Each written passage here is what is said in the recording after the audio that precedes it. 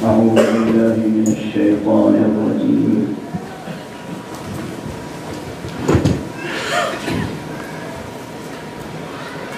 بسم الله الرحمن الرحيم. الحمد لله رب العالمين، والصلاة والسلام على أشرف الخلائق أجمعين، سيدنا وسيد الأولين والآخرين، حبيبنا وحبيب إله العالمين، إمام المرسلين وخاتم النبيين، أبي القاسم المصطفى محمد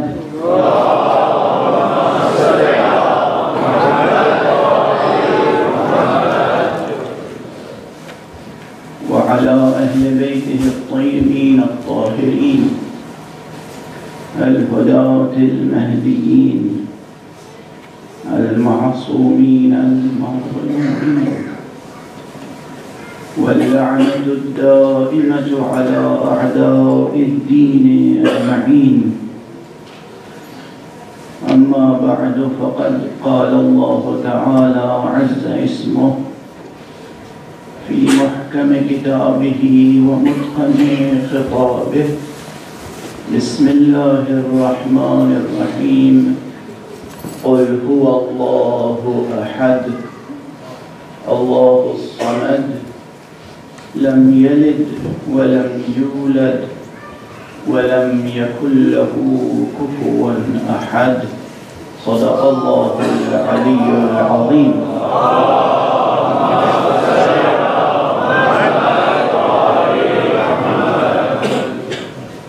ایک اور بلندر صلوات.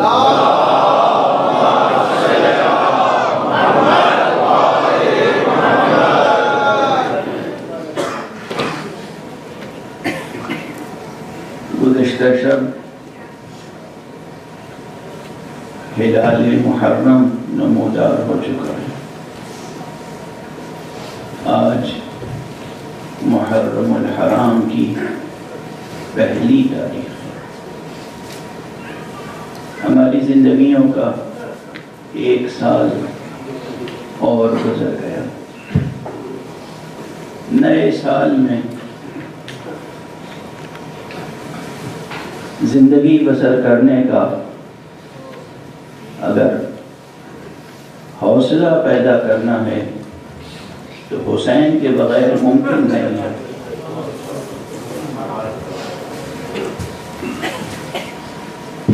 یہ کوئی چھوٹا سا پیغام نہیں ہے.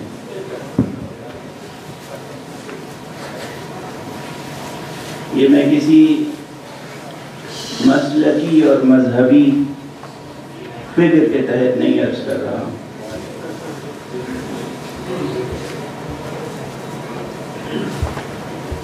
جو حضرات یہ سمجھتے ہیں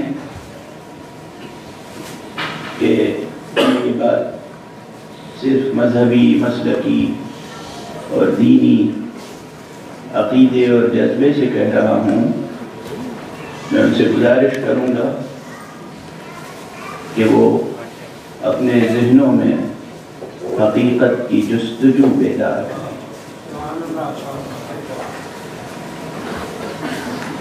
اور جب میں یہ کہہ رہا ہوں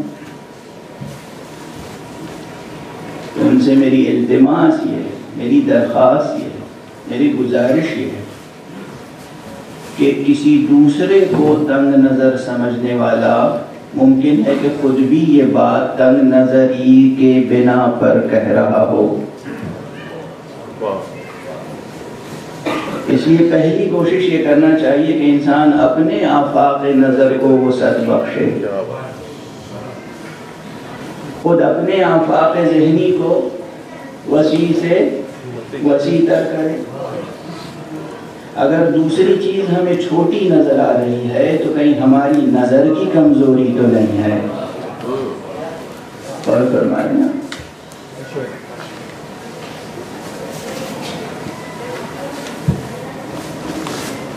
ان تمام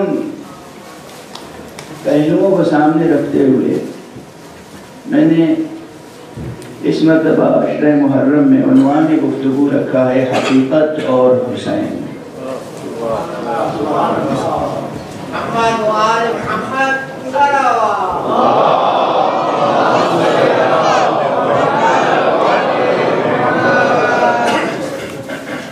یہ عنوان بجائے خود بہت بڑا عنوان ہے اور یہ آئندہ 8-9 تقریروں میں مکمل نہیں ہو جائے گا،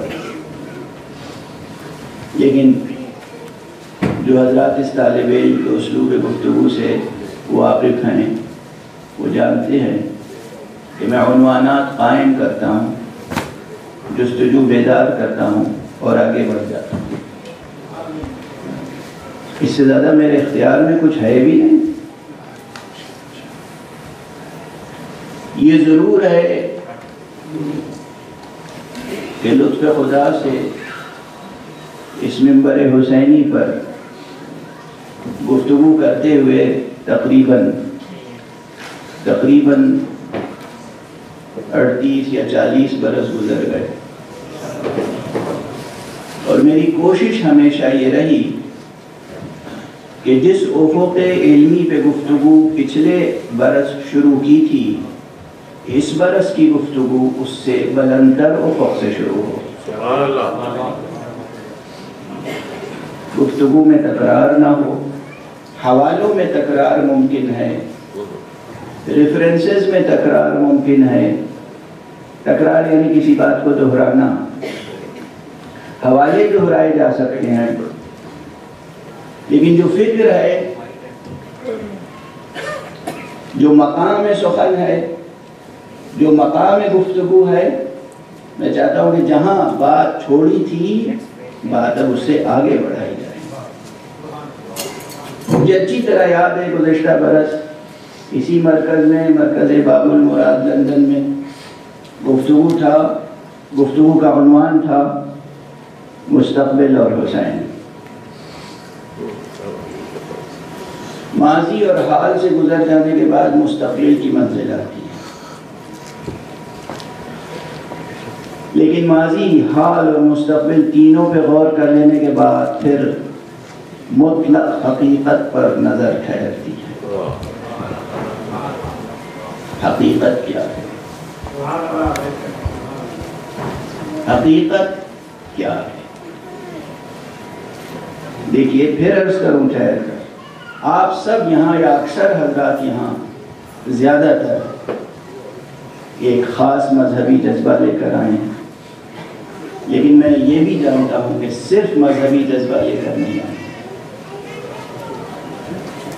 اور یہ دور، یہ عصر، یہ عہد، یہ زمانہ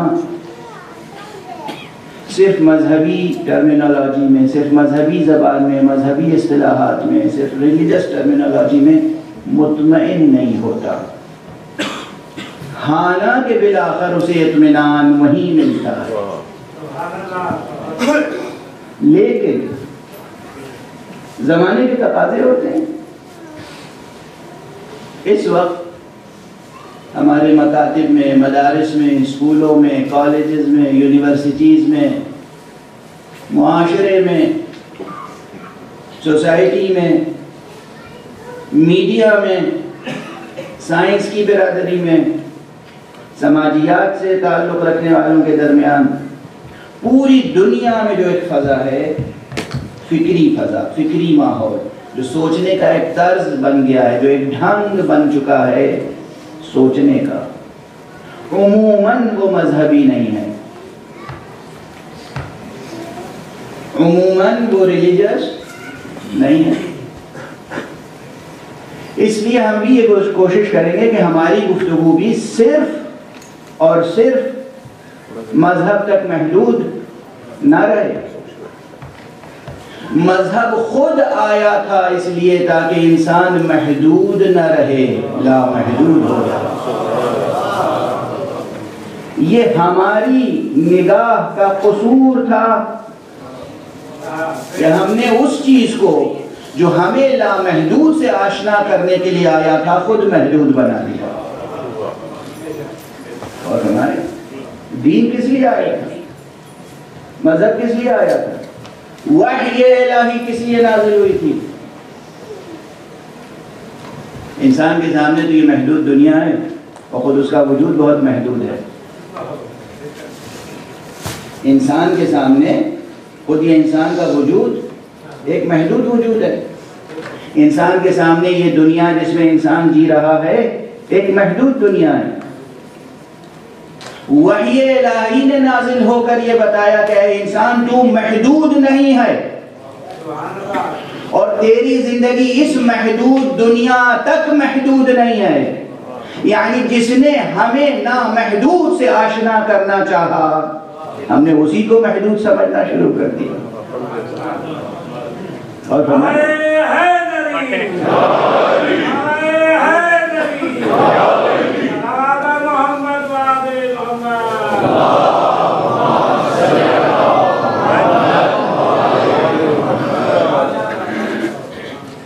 بہت غور طلب مقام ہے.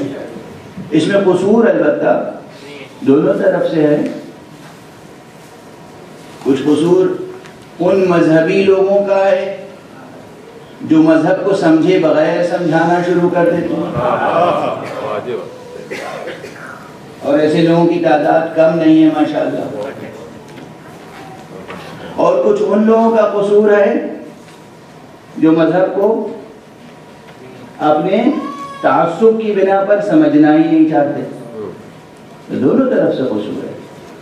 آپ سمجھتے ہیں کہ کیا تعصب مذہبی لوگوں میں پایا جاتا ہے؟ رچرڈ ڈاکنز کو مذہب کے خلاف تعصب نہیں ہے. اسے تعصب نہیں کہیں گے تو کیا کہیں گے؟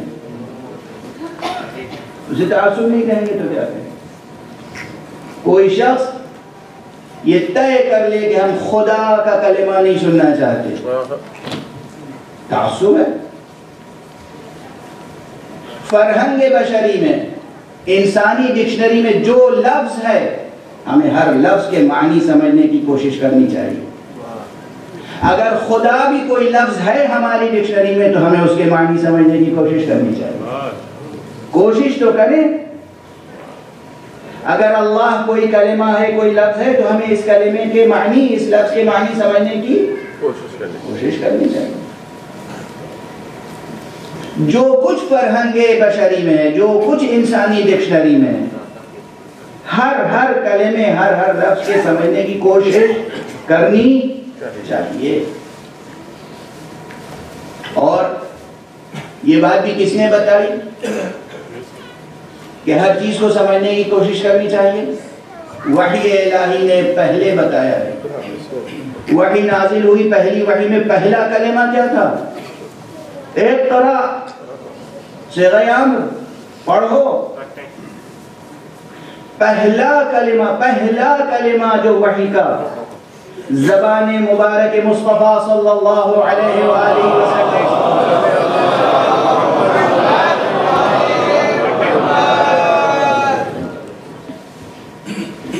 تمام عالم بشریت تک پہنچا وہ کیا تھا؟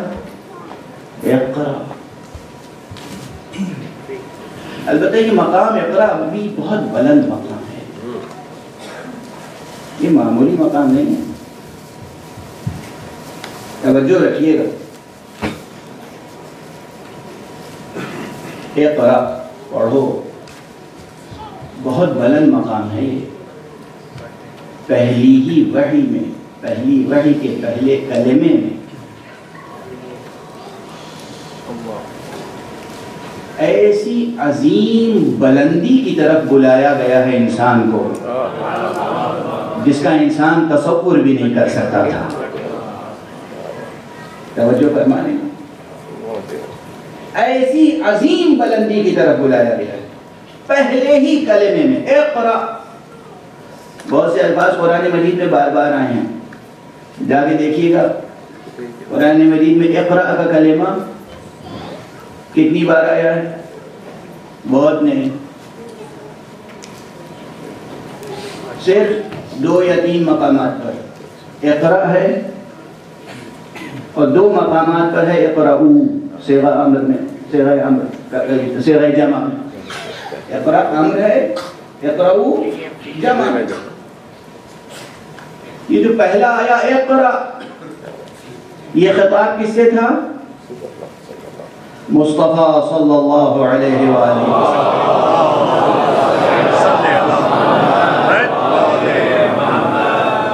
ایک اور بلندر صلوات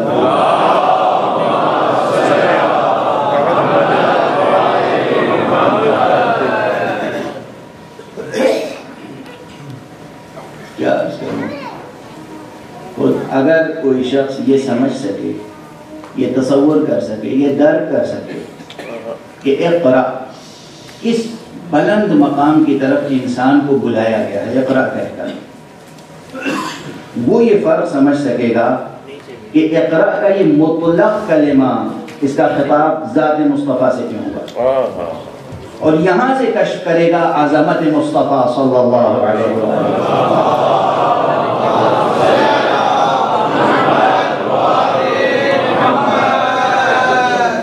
خدا کی قسم کتنی عظیم ہے ذات مصطفیٰ۔ قرآن کے تمام انسان مل کر، تمام ذہانتیں مل کر مصطفیٰ کی عظمت کو درک نہیں کر سکتی۔ ان سے خطاب ہے اقرا، دو مقامات پر ہے، دونوں مقامات پر حضرت سے خطاب ہے اقرا۔ اقرا بسم ربک الذی خلق، حضرت سے خطاب ہے۔ ہم سے اور آپ سے کہاں خطاب ہوا؟ سورہ مبارکہ مزمل، فَقْرَؤُوا مَا تَيَسَّرَ مِنَ الْقُرْآنِ، پھر دوبارہ ہوا فَقْرَؤُوا مَا تَيَسَّرَ مِنْ۔ فرق ہے دونوں مقامات پر۔ حضور سے خطاب ہوا مطلق اقرا، پڑھو۔ ہم سے جب خطاب ہوا تو کہا گیا فَقْرَؤُوا مَا تَيَسَّرَ مِنْ، جتنا پڑھ سکو پڑھو۔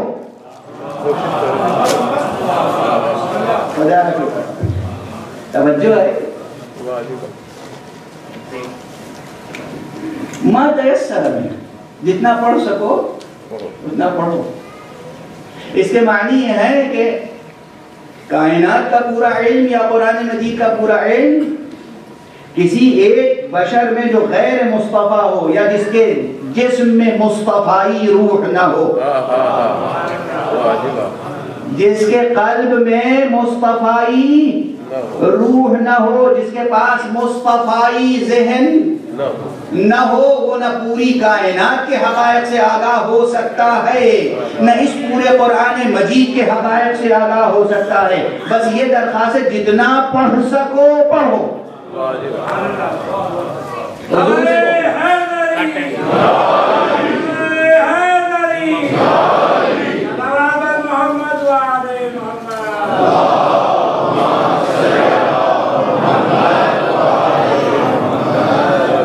کاش یہ پیغام منتقل ہو جائے۔ بہت سے لوگ دنیا میں پیدا ہو جاتے ہیں، بلکہ اب تو تصنیف و تعلیف بھی ایک صنعت ہے نا، کتاب لکھنا اور چھپوانا اور کتاب کے ذریعے سے بھی آمدنی کمائی ایک انڈسٹری ہے، پبلشنگ انڈسٹری ہے۔ تو اس لیے بہت سے لوگ کتاب لکھتے رہتے ہیں اور چھپتی رہتی ہیں کتابیں۔ میں کہتا ہوں کتاب لکھتے نہیں ہیں، کتاب بناتے ہیں۔ کتاب بنانا بہت آسان ہے، کتاب سازی، کتاب بنانا، کتاب لکھنا بہت مشکل ہے، اور کتاب پڑھنا بھی بہت مشکل ہے۔ کتاب پڑھنا آپ آسان سمجھتے ہیں؟ اتنا ہی آسان کام ہوتا تو اتنے اہتمام سے حکم نہ دیا جاتا۔ اگر اتنا آسان ہوتا، پڑھنا بھی آسان نہیں ہوتا، لکھنا بھی آسان نہیں، تو نتیجہ یہ کہ پڑھا لکھا ہونا آسان نہیں، اور پڑھا لکھا ہونا آسان چونکہ نہیں ہے، اسی لیے لوگ طے نہیں کر پاتے بہت سی شخصیتوں کے بارے میں کہ وہ پڑھے لکھے تھے یا پڑھے لکھے نہیں۔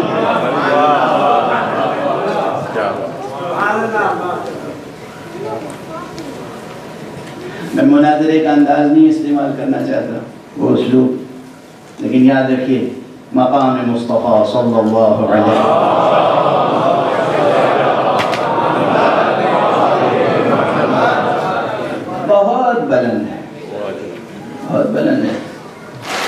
لوگ یہ سمجھتے ہیں کہ حضور پڑھنا لکھنا نہیں جانتے تھے، میں انہیں یتیم العقل سمجھتا ہوں۔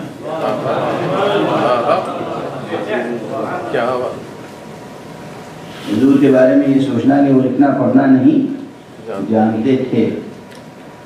اب اس پر بڑی بحث ہو سکتی ہے اور بڑے بڑے مفکرین کے حوالے دیے جا سکتے ہیں، صاحب آپ یہ کیسے کہہ رہے ہیں، فلاں صاحب نے تو کہا ہے کہ واقعی حضور پڑھنا لکھنا لٹرلی نہیں جانتے تھے۔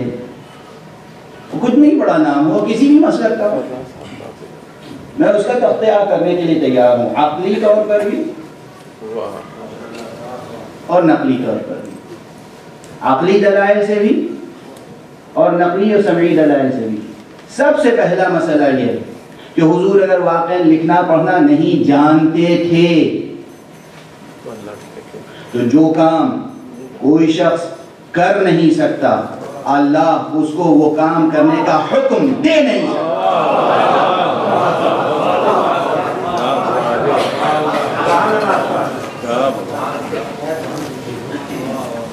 دے سکتا۔ ایک امر محال سے متعلق امر کیسے دے سکتا؟ یہ کس طرح ممکن ہے کہ ہم جھک نہ سکتے ہوں خدا کہے رکوع کرو؟ یہ کیسے ممکن ہے کہ ہم سجدہ نہ کر سکتے ہوں اور پروردگار فرمائے کہ سجدہ کرو؟ یہ کیسے ممکن ہے کہ ہم کھڑے نہ ہو سکتے ہوں اور پروردگار کہے کھڑے ہو جاؤ، کھڑے رہو، قیام کرو؟ کوئی بھی فعل، کوئی بھی عمل، کوئی بھی امر جو ہماری استطاعت اور ہمارے اختیار سے باہر ہے، پروردگار کا کوئی امر اس سے متعلق نہیں ہو سکتا۔ تو اگر پروردگار نے پہلی ہی وحی میں پہلا کلمہ براہ راست مصطفیٰ سے کہا اقرا، یعنی پیغمبر پڑھنا جانتے تھے۔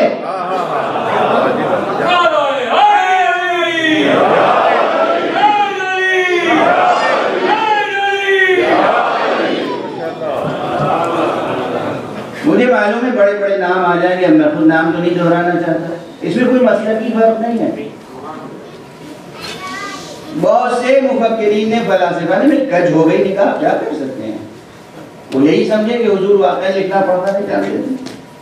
لکھنا پڑھنا نہ جاننا یعنی یہ قدرت نہ رکھنا، یہ ملکہ نہ رکھنا الگ بات ہے، اور نہ لکھنا الگ بات ہے۔ میں کچھ لکھ سکتا ہوں، میں لکھ سکتا ہوں، اللہ کا شکر ہے، مگر یہاں منبر پر آپ کہیے لکھیے، میں کبھی نہیں لکھوں گا، اس لیے کہ یہ مقام میرے لیے لکھنے کا مقام نہیں، یہ مقام، یہ ماحول، یہ سچویشن لکھنے کی نہیں ہے۔ تو کبھی کبھی اب اگر آپ کہیں لکھیے، ابھی لکھ کے دیجئے اور میں نہ لکھوں، میں کسی اور سے کہوں بھائی میں جو کچھ بول رہا ہوں لکھ دیجئے، اس کے معنی ہے کہ یہ سچویشن ایسی ہے کہ یہاں میرا لکھنا شایان شان نہیں ہے۔ پیغمبر کی ایک طویل زندگی اس دنیا میں منبر رسالت پر چونکہ متمکن تھے، آپ کو خطاب کرنا تھا، آپ کو تبلیغ فرمانا تھا، اس لیے بہت سی حکمتیں تھیں کہ لکھنا آپ کے شایان شان نہ تھا۔ اور کتاب ہاتھ میں لے کر پڑھنا آپ کے شایان شان نہ تھا۔ کتاب ہاتھ میں لے کر وہ پڑھتا ہے جو کسی اور کی لکھی ہوئی کتاب پڑھے، جو کتاب کسی کو حفظ نہ ہو، جو کتاب کسی کے سینے میں نہ ہو، وہ لے کر پڑھنا اس کی مجبوری ہوتی ہے۔ جو خود جانے کتاب ہو، اصل کتاب ہو، متن کتاب ہو، بطن کتاب ہو، اسے کیا ضرورت ہے یہ کتاب؟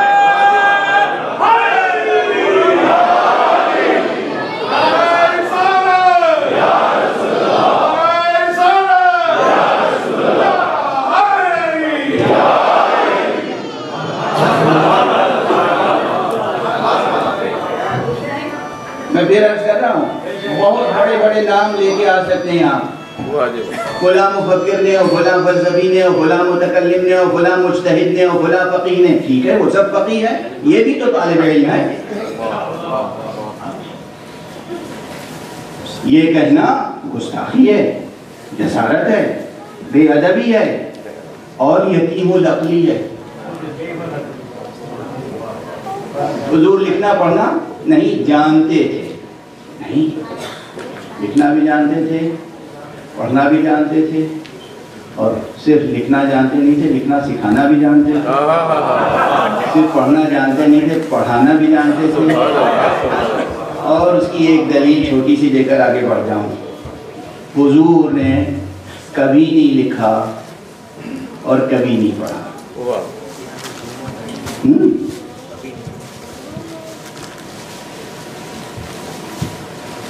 کسی کے سامنے زانو بیٹھا رہنے کی، کسی کے شاگرد نہیں، جو حامل رسالت ہے، جو حامل نبوت ہے، جو حامل پیغام الہی ہے، جو مکتب مشیت میں تربیت پا کر رہا ہے، جو کہنے والا ہے ادبنی ربی، میرے رب نے میری تربیت کی، میرے رب نے مجھے تعلیم دیا ہے، میری تعلیم، میری تربیت، میری تکمیل سب ہو چکی ہے، میرے رب نے بلا فصل، بلا واسطہ۔ تو یہاں اس دنیا میں آنے کے بعد اس ذات کریم کو، اس ذات عظیم کو کسی کے سامنے زانو ادب طے کرنے کی ضرورت ہے؟ کسی کی شاگردی اختیار کرنے کی ضرورت ہے؟ نہیں، چنانچہ نہیں کیا، کسی کے شاگرد نہیں تھے، اور نہیں لکھا نہیں پڑھا تو لوگوں کو شبہ ہونے لگا کہ پتہ نہیں پڑھے لکھے ہیں کہ نہیں، پھر یقین کی حد تک پہنچ گیا۔ لیکن اسی لیے میں کہتا ہوں کہ کبھی کبھی ہر شخص کا یقین قابل اعتبار نہیں ہوتا، ہر شخص کا قاطع، ہر شخص کا یقین قابل اعتبار نہیں ہوتا۔ قطع قطع کی بحث کو اثر نو غور کرنے کی ضرورت ہے۔ ہر قاطع کو، ہر یقین کو تسلیم نہیں کیا جا سکتا، امضا نہیں کیا جا سکتا۔ اسی لیے میں عرض کرتا ہوں ہر انسان کا احترام میں کرتا ہوں، لیکن ہر انسان کے ہر باطل عقیدے کا احترام نہیں کرتا۔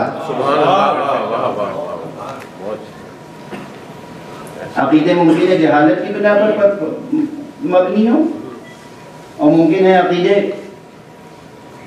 اشتباہ کی بنا پر، التباس کی بنا پر پیدا ہو گئے ہوں۔ ممکن ہے کہ عقیدے واقعاً حق اور منطق اور صداقت اور سچائی کی بنا پر ہوں، تو جو واقعی صحیح عقیدے ہیں ان کا احترام کیا جائے گا، لیکن جو باطل عقیدے ہیں ہم باطل عقیدوں کا احترام نہیں کریں گے۔ جو لوگ ان باطل عقیدوں میں مبتلا ہیں ان کا احترام کریں گے، اور ان کے احترام کا طریقہ یہ ہے کہ ان کو حق کی طرف دعوت دیتے رہیں۔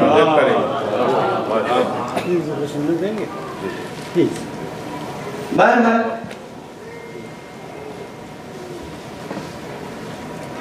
لوگوں نے یہ تصور کر لیا کہ حضور نعوذ باللہ لکھنا نہیں جانتے تھے، پڑھنا نہیں جانتے تھے، اسی لیے اللہ نے حضور کو ایک ایسا شاگرد دیا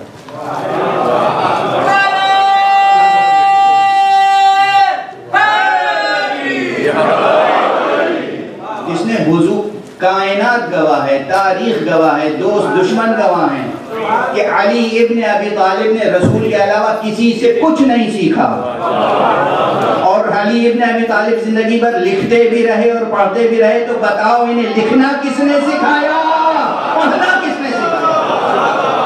صلوات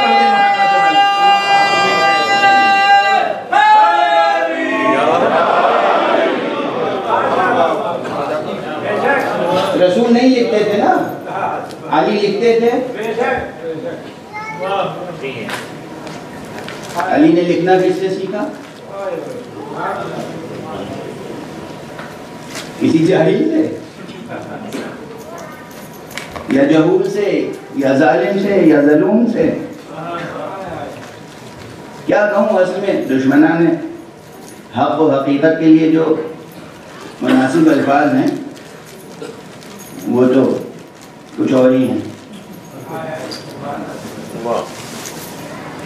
میں نے دشمنان حق اور دشمنان حقیقت کا ہے۔ بہرحال تو توجہ برقرار ہے کہ خود پڑھنا بہت بلند مقام ہے، اقرا پڑھنا بلند مقام ہے، سمجھنا بہت بلند مقام ہے، بہت میں اپنے ساتھیوں سے، دوستوں سے، عزیزوں سے، بچوں سے کہتا ہوں بہت جلدی اپنے کو پڑھا لکھا نہ سمجھنے لگنا، کہیں اس مغالطے میں مبتلا نہ ہو جانا، 1.5-2 کتابیں پڑھی اور سمجھ لیا کہ ہم عالم ہو گئے۔ بہت سے ہم نے دیکھے ہیں پوری کتاب پڑھ لینے کے باوجود عالم نہیں بن پاتے، اور اسی لیے یہ اصطلاح میری نہیں ہے، یہ اصطلاح تو پہلے سے موجود ہے، لوگ آپس میں ایک دوسرے سے گفتگو میں اکثر یہ اصطلاح استعمال کرتے ہیں کہ بھائی فلاں صاحب ارے چھوڑیے وہ تو پڑھے لکھے جاہل ہیں۔ پڑھے لکھے جاہل ہیں کون سا تضاد ہے؟ اس کے معنی ہے بظاہر یہ اسکول بھی گئے، کالج بھی گئے، یونیورسٹی بھی گئے، بظاہر انہیں ڈگریاں بھی مل گئیں، مگر الفاظ سیکھ لیے، الفاظ کے معنی سے آشنا نہیں۔ یہ کالی کالی پتلی، کالی کالی روشنائی سے لکھے ہوئے نشانات کو پہچاننے لگیں، مگر نور ذہن اور نور قلب، نور معنی کو پہچاننے سے قاصر رہ گیا، قاصر رہ گیا۔ خود پڑھنا، توجہ رکھنا، عزیز و جوانوں، بچوں توجہ رکھنا، کیا عرض کر رہا ہوں اور قرآن کی روشنی میں عرض کر رہا ہوں، خود پڑھنا اقرا بہت بلند منزل ہے، بہت بلند مقام ہے، اور قرآن مجید نے، وحی الہی نے، وحی مصطفی نے، پیغام محمدی نے صلی اللہ علیہ وآلہ وسلم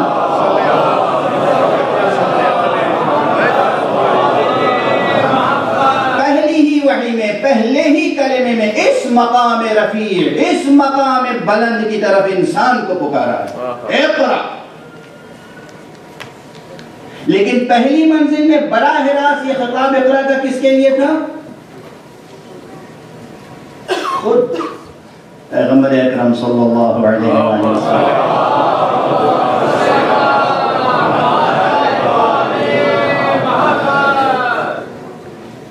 دونوں مقامات، اقرأ بسم ربک الذی خلق، خلق الانسان من علق، اقرأ وربک الاکرم، دو مرتبہ اقرأ ایک کے بعد ایک۔ اصول فقہ کی کتابوں میں یہ بحث ہے کہ ایک ہی امر اگر مکرر ہو جائے، ایک امر کے بعد دوبارہ وہی صیغہ امر آئے تو یہ کون سا مقام سخن ہے۔ اب آج کل بہت سے اصولی حضرات اس مقام پر 1-2 سطروں میں گفتگو کر کے آگے بڑھ جاتے ہیں اور حق ادا نہیں کرتے بحث کا۔ ظاہر ہے کہ مقام نہیں ہے کہ ہم اصول فقہ کی اس منزل کو طے کریں اور آپ کے سامنے پیش کریں، اشارہ کر رہے ہیں جو حضرات اہل ہوں گے وہ اس پر کام کریں گے۔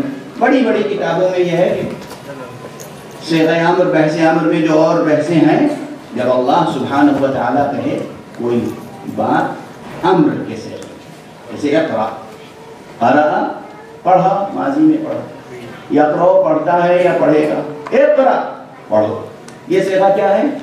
امر۔ یہ جو امر کا صیغہ ہے، پروردگار کوئی بھی بات امر کے صیغے میں کہے اور پھر وہی بات اسی جملے میں یا اسی سیاق و سباق میں پھر دہرائے، تو تحقیق کی کیا منزل ہوگی؟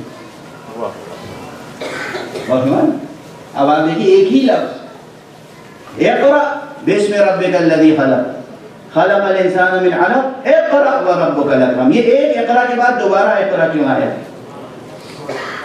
واضح ہے؟ یہ اسرار، یہ رموز، یہ بطون، یہ مقامات بہت غور طلب ہیں، لیکن دونوں مقامات پر خطاب پہلی منزل میں سرکار رسالت مآب صلی اللہ علیہ وآلہ وسلم سے ہے۔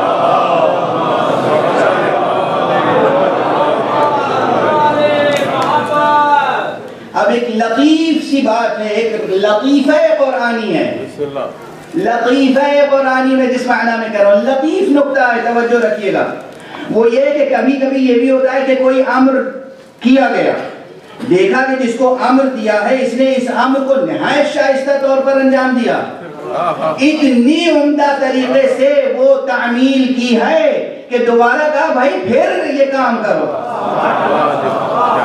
تم ہی شایان شان ہو، تم ہی شائستہ ہو اس کام کے۔ تو اس کے معنی یہ ہے کہ پروردگار نے شان قرات مصطفیٰ کو اتنا پسند کیا کہ پھر فرمایا اقرا، کائنات کی قرات، حقائق کی قرات، حقیقت کی قرات، علوم کی قرات، متون مشیت کی قرات، کتب الہیہ کی قرات۔ میں کیا عرض کروں یہاں قرات کے کتنے مراتب اور درجات ہیں۔ اقرا، بہت سی بحثیں ہیں یہاں پر، ایک کے بعد ایک پھر کہا اقرا وربک الاکرم۔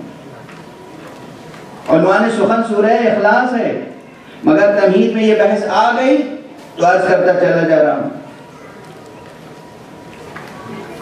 ایک تو یہ ہے منزل، ایک لطیفہ اور ہے، یعنی ایک لطیف بات اور ہے، ایک دقیق بات اور ہے، اور وہ یہ ہے کہ ہم عموماً دو عالم سے واقف ہیں۔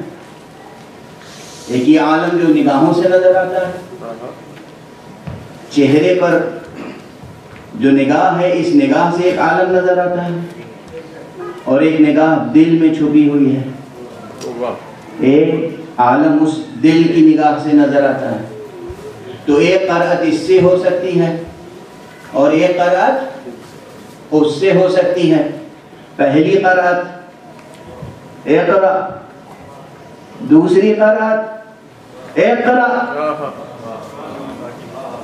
اور ہمارے یہاں اور اسی لیے کہا کہ پروردگار نے دیکھو تو وہ کریم کیسا ہے، وہ اکرم کیسا ہے، وہ لطف فرمانے والا کیسا ہے، وہ کیسا فیض جاری اس کا ہے کہ علم الانسان ما لم يعلم، انسان کو وہ سکھایا جو انسان نہیں جانتا تھا۔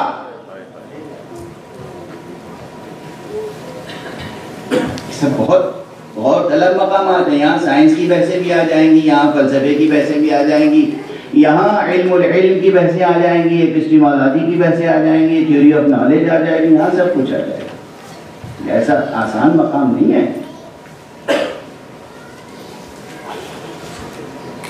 اور پھر عرض کروں ایک نقطہ اور عرض کر کے آگے بڑھ جاؤں۔ پہلی وحی جو نازل ہوئی اس میں پہلا لفظ صیغہ امر میں ہے اقرا، عجیب مقام سخن ہے۔ پہلی وحی میں پہلا لفظ قل نہیں ہے، پہلی وحی میں پہلا لفظ اقرا ہے۔ گویا یہ ادب ہے، یہ بھی لطیف مقامات سخن میں سے ہے۔ جب تک پڑھو نہیں بولو نہیں۔ سبحان اللہ، سبحان اللہ۔ پہلے پڑھو، پہلی وحی میں قل کا حکم نہیں ہے، اقرا پڑھو، اقرا پڑھو۔ بعد میں قل آیا، اور قل آیا تو بہت مرتبہ، اقرا تو میں نے کہا بس 4-5 مقامات پر ہے، 3 جگہ غالباً واحد کے صیغے میں اقرا، اور 2 جگہ جمع کے صیغے میں جہاں ہم سب شریک ہیں، اور ہم سے کیا کہا گیا؟ فَقْرَؤُوا مَا تَيَسَّرَ مِنْهُ، فَقْرَؤُوا مَا تَيَسَّرَ مِنَ الْقُرْآنِ، جتنا پڑھ سکو پڑھ لو۔ توجہ ہے، یہی سمجھ میں آ گیا کہ ہماری سکت کتنی ہے اور ان کی استطاعت کتنی ہے۔ جو کہتے ہیں کہ وہ ہمارے جیسے تھے، توجہ ہے، جو کہتے ہیں وہ ہمارے جیسے تھے، وہ یہ سمجھ لیں کہ ان کے لیے مطلق حکم ہے اور ہمارے لیے ہماری سکت ہے۔ جتنا پڑھ سکتے ہو اتنا ہی پڑھو۔ قل کا کلمہ قرآن مجید میں تقریباً 332 مقام پر آیا ہے، 1-2 نہیں۔ اللہ جزائے خیر عطا فرمائے، کروٹ کروٹ جنت نصیب فرمائے۔ محب اہل بیت تھے اور انہوں نے اپنی زندگی قرآن کے لیے وقف کی۔ علامہ محمد فؤاد عبد الباقی جنہوں نے قرآن مجید کے احصائیات پر یادگار کتاب لکھی ہے، معجم المفہرس للفاظ القرآن کریم، ان کی بتائی ہوئی تعداد کے مطابق میں عرض کر رہا ہوں کہ 332 مقامات پر 332 مقامات پر کل کا لفظ آیا ہے۔ اور یہ لفظ سورہ مبارکہ اخلاص میں جو میں نے آج سرنامہ قرار دیا ہے، اس میں بسم اللہ کے بعد پہلا لفظ ہے، بسم اللہ کے بعد پہلا کلمہ ہے۔ ایک جملہ کہہ کے آگے بڑھوں اگر آپ قدر کریں۔ قرآن مجید کا ترجمہ تحت اللفظی ترجمہ کر لینا آسان ہے، لیکن قرآن مجید کے ترجمے کا حق ادا کرنا عام انسان کے لیے ناممکن ہے۔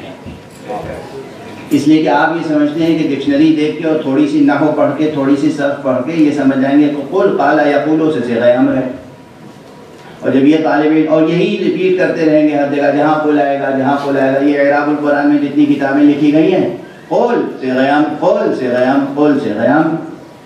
اب سنیے یہ جملہ، یاد رکھیے گا، اور اس کے دلیل اور ثبوت اور تفصیل بیان کرنے کے لیے کبھی فرصت ہوگی تو یہ طالب علم حاضر ہے۔ جتنی مرتبہ قرآن مجید میں لفظ قل آیا ہے نئے معنی کے ساتھ آیا ہے۔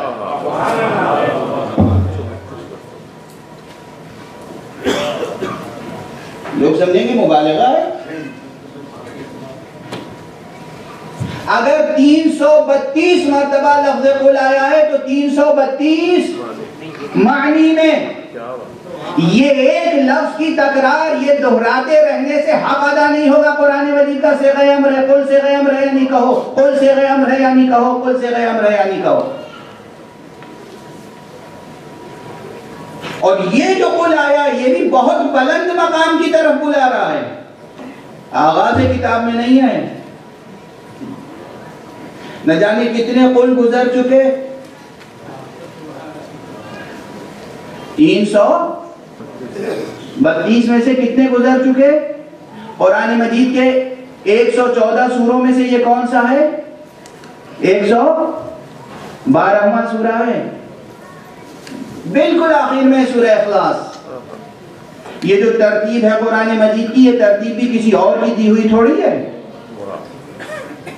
غلط ہے یہ دعویٰ، غلط ہے یہ بیان بعض مفسرین اور مورخین کا اور علوم قرآن میں کام کرنے والوں کا کہ قرآن مجید کی ترتیب کسی اور نے کی۔ قرآن مجید کی ترتیب حق سبحانہ و تعالی کی کتاب، کسی اور کی کتاب نہیں تھی۔ کتاب حق کو پیغام حق کے حامل نے دست حق سے جمع کروایا، کسی اور سے نہیں۔ صلوات رہی محمد و آل محمد۔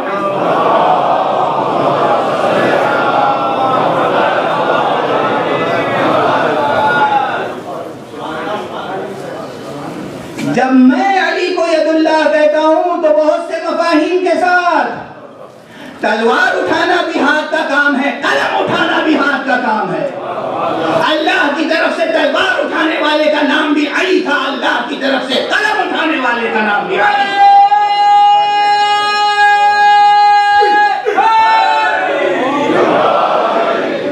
صلوات پر محمد و آل محمد۔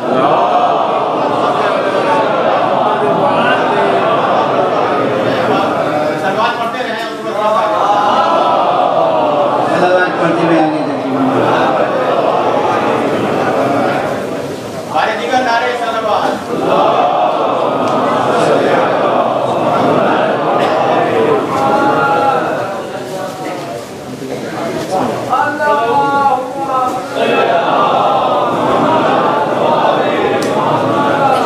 ایک اور بلندر صلوات۔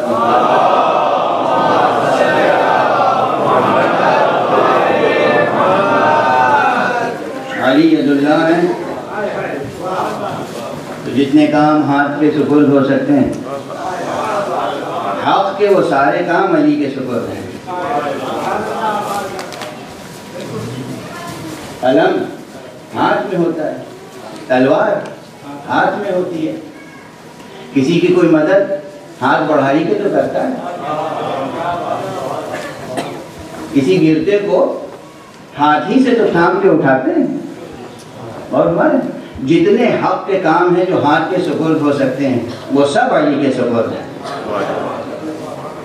توجہ ہے، کوئی نہیں ہے قرآن مجید کو جمع کرنے والا جز علی ابن ابی طالب علیہ الصلوۃ والسلام۔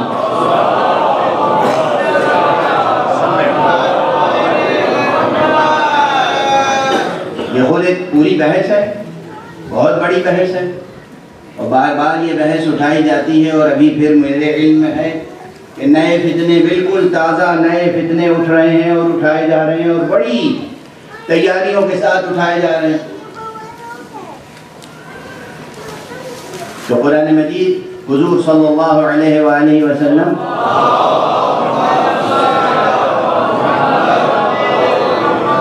پر جب کوئی آیت نازل ہوتی تھی تو حضور خود وہ آیت سناتے تھے، وہ آیت پڑھاتے تھے، اور وہ آیت لکھواتے تھے، اور یہ بتاتے تھے یہ آیت کہاں لکھو۔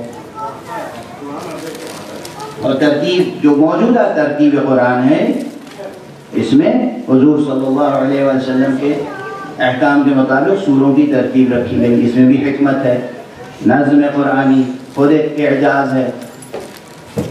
اس میں سورہ اخلاص آخر میں آیا، یہ آخر میں آیا ہے، اس کے کئی اسباب ہیں اور بہت سے نکات ہیں یہاں پر۔ بسم اللہ الرحمن الرحیم، قل هو اللہ احد اللہ الصمد لم یلد ولم یولد ولم یکن له کفوا احد۔ یہ چھوٹا سا سورہ ایک اعتبار سے قرآن مجید کا سب سے بڑا سورہ ہے، قرآن مجید کا سب سے بڑا سورہ، عجیب مقام سخن ہے حق و حقیقت کو سمجھنے اور سمجھانے کے لیے۔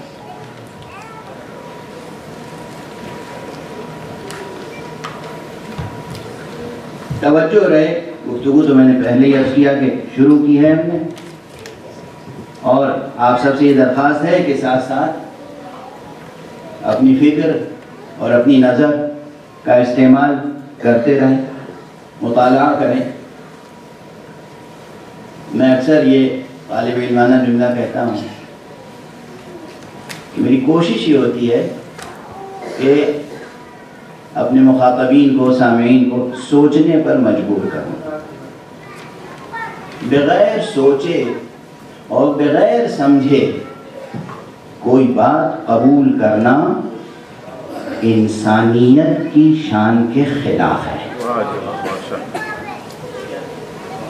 انسان کو زیب نہیں دیتا کہ کوئی بات بغیر سوچے سمجھے قبول کر لے، یا کوئی بات بغیر سوچے سمجھے رد کر لے۔ آپ نے کوئی بات کہی اور میں فوراً رد کر دوں، ریجیکٹ کر دوں، فوراً اگر ریجیکٹ کر دوں تو یہ انسانی عمل نہیں ہوگا، یہ انسانی عمل نہیں ہوگا۔ تو سوچیں، غور کریں، لیکن پڑھنے کے لیے، لکھنے کے لیے، سوچنے کے لیے جو چیزیں ضروری ہیں وہ سامنے رکھیں۔ لکھنے پڑھنے کے لیے قلم ضروری ہے، کتاب ضروری ہے، روشنائی ضروری ہے، روشنی ضروری ہے نا؟ کتاب اندھیرے میں نہیں پڑھی جا سکتی، کتاب اندھیرے میں نہیں پڑھی جا سکتی، کتاب ہمیشہ روشنی میں پڑھی جائے گی۔ اسی لیے اس سال بھی ہمارا عنوان کیا ہے؟ حقیقت اور حسین۔ حقیقت کتاب ہے، حسین روشنی۔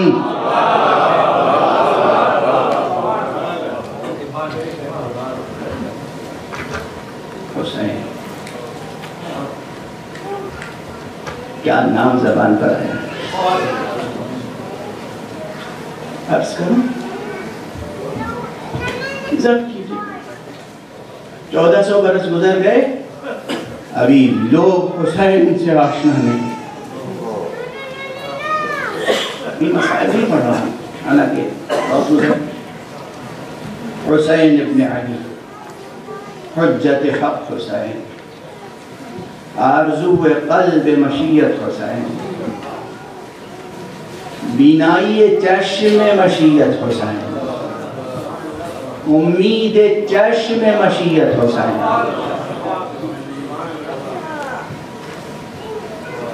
ٹھہریے ذرا، ساتھ دے دیجیے، ایک بات عرض کرنا چاہتا ہوں۔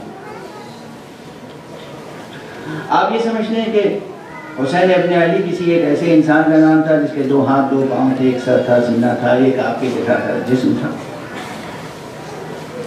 ایک ماں باپ کا بیٹا تھا حسین، بس؟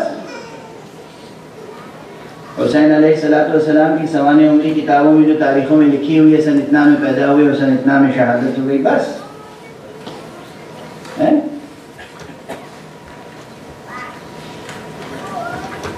سرکار سید الشہداء ابو عبداللہ الحسین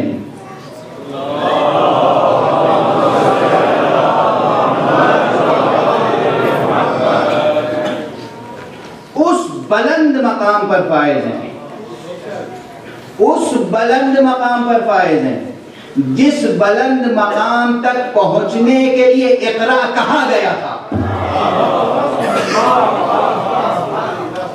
تمام عالم بشریت کو جس بلند مقام تک دعوت دی گئی ہے اقرا کہہ کر، اس بلند مقام پر حسین فائز ہیں۔ اس لیے حسین کو صرف ایک 2 ہاتھوں اور 2 پاؤں والا انسان، ایک ابن آدم نہ سمجھیں۔ حسین وہ عظیم حقیقت ہے جس کے حوالے سے تمام حقائق کو سمجھا جا سکتا ہے۔ پھر میں عرض کروں، یہ مذہبی جذبے سے نہیں عرض کر رہا ہوں، یہ مسلکی نقطہ نظر سے نہیں عرض کر رہا ہوں۔ حسین ابن علی وہ حقیقت جسے آج تک بشریت سمجھ نہیں سکی۔ 2 چیزیں اگر مسلمان سمجھ لیتے تو کبھی گمراہ نہ ہوتے، ایک ولایت، ایک شہادت۔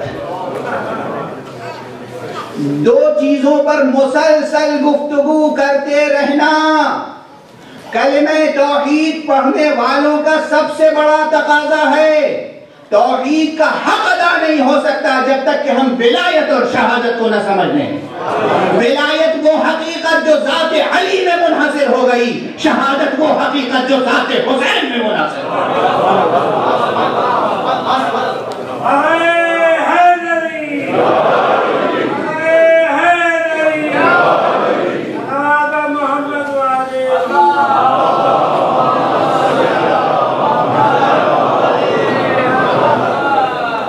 سید الاولیاء علی ہیں، سید الشہداء حسین۔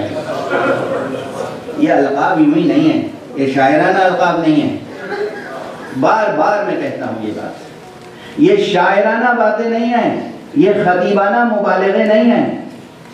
ڈوبو، ڈوب کر حقیقت تک پہنچے، حقیقت کے سمندر میں غوطہ زنی کرو، حقیقت کے آفاق میں پرواز کرو، تب سمجھ میں آئے گا کہ حقیقت اور حسین کا رشتہ کیا ہے۔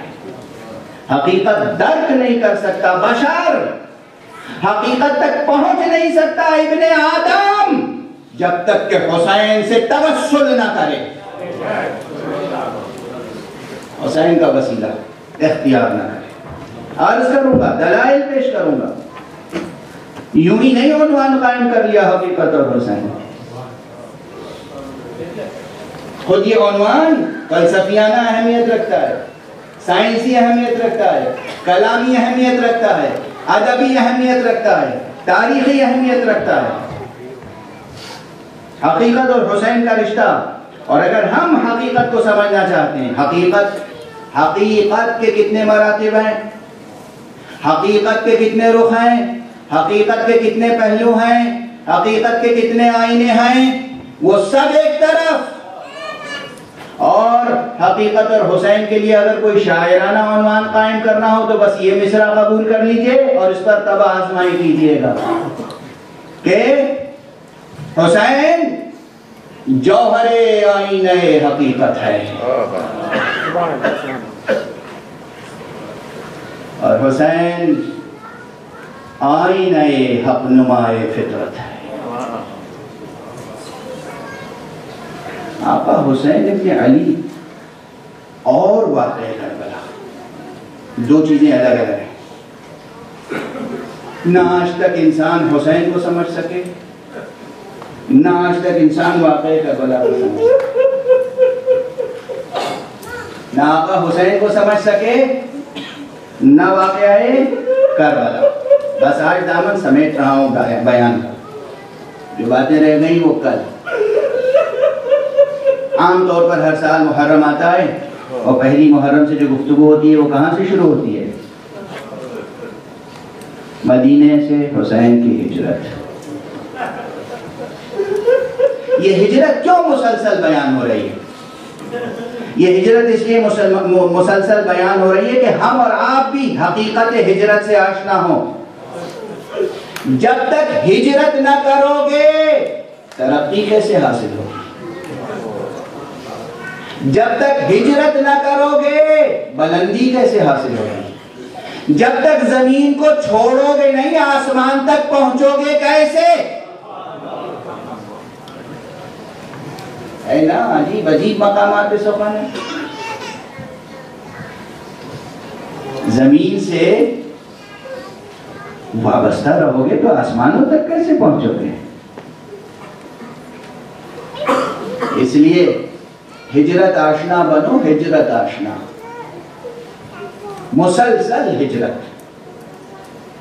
زندگی نام تسلسل ہجرت کا ہے. اب اسے تعلی نہ سمجھیے گا، کہہ لینے دیجئے کہ یہ چھوٹے چھوٹے جملے مستقل تقریریں درکار ہیں ان کے لیے. زندگی نام ہے تسلسل ہجرت کا.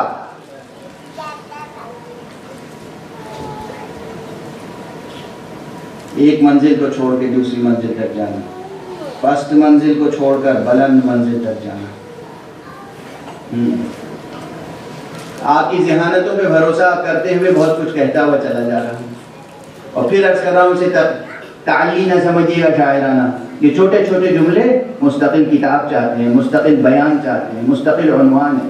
زندگی نام ہے تسلسل ہجرت کا، اور ہجرت بلند سے بلند تر مقام تک پہنچنے کا نام ہے. ہجرت اگر بلند سے بلند تر مقامات پر پہنچنے کا نام ہے، اگر یہ چیز ذہن درک کر لے، عقل قبول کر لے، کشف کر لے، دل کی نگاہ دیکھ لے اسے، تب سمجھ میں آئے گا کہ حسین نے مدینہ کیوں چھوڑا اور حسین علیہ السلام نے حج سے پہلے مکہ کیوں چھوڑا. بس اب وقت کی اپنی محدودیت ہے، اس لیے آج گفتگو یہیں پر روک رہا ہوں. چند مناظر نگاہوں کے سامنے رہتے ہیں آپ کے، آپ اکثر سنتے رہتے ہیں. آقا حسین ظاہری حالات ایسے پیدا ہوئے کہ آپ مدینہ چھوڑنے پر مجبور ہوئے، اور جس شب مدینہ چھوڑ رہے تھے اس ایک شب میں ایک بار نہیں، دو بار نہیں، 3 بار نانا کی قبر پر نانا خدا حافظ، خدا آپ کو کسی غم میں نہ رلائے سوائے غم سید الشہداء. کس میں سکت ہے جو تفصیلات کو بیان کرے، کس میں سکت ہے جو تفصیلات کو سمجھ سکے، اور کسے معلوم ہے تفصیلات. چند جملے مشہور ہیں. کیا کیا مناجات کی ہے حسین نے، کیا کیا گفتگو کی ہے آقا نے. تعویذ قبر پیغمبر پر رخسار رکھ کر روتے رہے اور کچھ گفتگو کرتے رہے،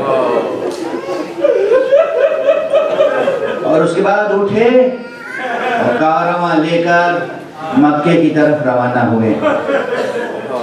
کارواں تھا، عظیم کارواں، عظیم کارواں. یہ وہ کارواں تھا جو پورے عالم بشریت کو، پورے عالم امکانات کو اس کے کمالات تک پہنچانے کے لیے روانہ ہو رہا تھا. کاش یہ جملے یاد رہے.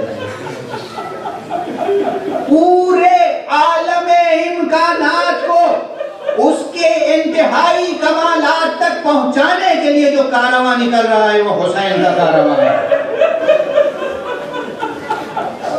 اور اس لیے اس میں بوڑھے بھی ہیں، بچے بھی ہیں، جوان بھی ہیں،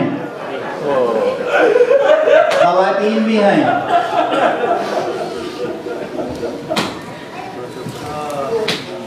اور کیا کیا گوہر نایاب خاندان عصمت و طہارت کی ہے۔ حسین تنہا نہیں جا رہے ہیں، حسین کے ساتھ علی اکبر جا رہے ہیں۔ حسین تنہا نہیں جا رہے ہیں، حسین کے ساتھ قاسم ابن حسن جا رہے ہیں۔ حسین تنہا نہیں جا رہے ہیں، حسین کے ساتھ زینب جا رہی ہیں۔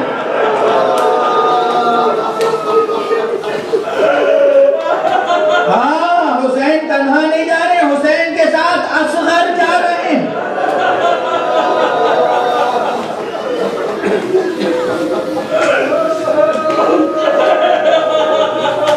اللہ اکبر۔ اب دامن وقت میں بالکل گنجائش نہیں ہے کہ میں کچھ عرض کر سکوں، ورنہ صرف اسی مقام پر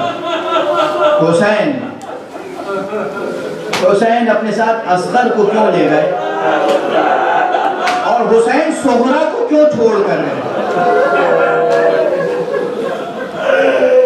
کس قدر فکر انگیز مقام ہے۔ بیمار بیٹی صغرا کو چھوڑ کر جا رہی ہے اور ننھے اصغر کو شیر خار کو ساتھ لے کر جا رہے ہیں۔ فکر انگیز مقامات ہے۔ تاریخ نگاروں کی بحثوں میں نہیں الجھوں گا میں آپ کو جس مقام کی طرف لے جانا چاہ رہا ہوں، کاش اس مقام کی طرف ذہن منتقل ہو جائے، کاش ان حقائق کو حسین کے حوالے سے ہم سمجھ سکیں۔ بس اب گفتگو ختم کروں، آپ کی آوازیں بلند ہو گئی ہیں اور دامن وقت میں گنجائش بھی نہیں رہ گئی، اس لیے بس ایک منظر عرض کروں اور گفتگو ناتمام چھوڑ دوں۔ کارواں چلا مگر آسان تو نہ تھا، نہ بیٹی کا باپ سے جدا ہونا آسان تھا۔ اس کارواں کا مدینے سے نکلنا آسان نہیں تھا، اور اسی لیے عرفاء نے ان لوگوں نے جنہوں نے واقعات کو اپنی آنکھوں سے دیکھا ہے، انہوں نے یہ نقل کیا ہے کہ کارواں تیار ہوا، آمادہ ہوا، سواریاں سوار ہو گئی، کارواں کچھ آگے بڑھا، ایک دو قدم، حسین پلٹ پلٹ کے گھر کی طرف دیکھتے جا رہے تھے۔ ایک مرتبہ دیکھا کہ بیمار بیٹی لڑکھڑاتی ہوئی دیہڑی سے باہر آ گئی۔ کارواں پھر روکا، بیٹی کو بلایا، ایک ایک سے بیٹی پھر رخصت ہوئی۔